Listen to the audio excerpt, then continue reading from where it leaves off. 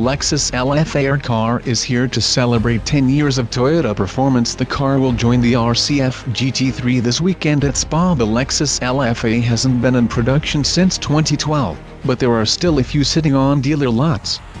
It's a shame, as Lexus Super GT is a pretty phenomenal machine.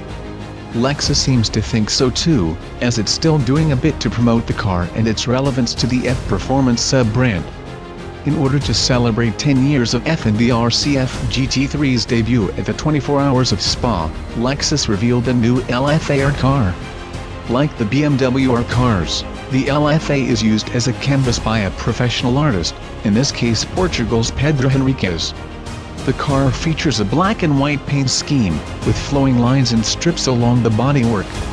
The car itself features a fixed rear wing and a screaming 553 horsepower naturally aspirated V10.